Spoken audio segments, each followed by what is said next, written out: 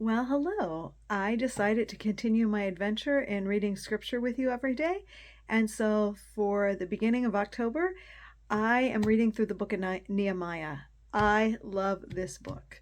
It is 13 chapters long, and every day, starting today, October 1st, we'll engage in a little bit of dialogue about the chapter for the day, following the calendar. Well, here we are in Nehemiah, the first chapter. And in Nehemiah chapter 1, what we discover is that Nehemiah is the cupbearer to the king. And in the midst of his work, someone from the Israelites comes. He literally calls him his brother, comes and tells him that the walls of Jerusalem have not been rebuilt. And Nehemiah is very distraught because in that time period, a wall would have been that which would have protected the people within the city. And so Nehemiah, in his distraughtness, decides that something has to be done. And so, as soon as he hears about that, one of the things he does is, first of all, he mourns and weeps over that destruction, but then he comes to God in prayer and fasting. And here in Nehemiah chapter 1, we find the prayer of Nehemiah, one of several that he will bring before the Lord in the book of Nehemiah. But I want to point out a couple of things in this passage. And first of all, the response of Nehemiah to the news that he has heard. How do we respond when God's people are in pain or suffering or something has happened to them? Nehemiah's response is really very interesting.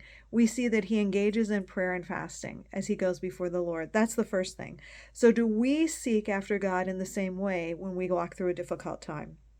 And the second thing I want you to see here is that Nehemiah's prayer before God is very specific.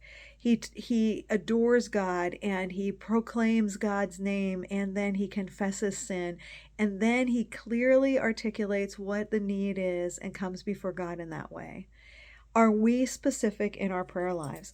When we have something in our hearts, how do we approach God in prayer? Are we specifically bringing our requests before God? Nehemiah will teach us a lot about what it means to be a leader as we walk through this book, but he will also teach us a lot about what it means to use the gifts that God gives us. In other words, those things like prayer and fasting and this Holy Scripture to engage and grow in our lives, but also to help engage people to understand who God is. So I hope you'll join me as we make our way through the book of Nehemiah in these first days of October, and we can discover together some of the tools that we can put into our lives as leaders in our families, in our churches, in our communities. May the Lord bless you as you are encouraged and read through the book of Nehemiah in the next days.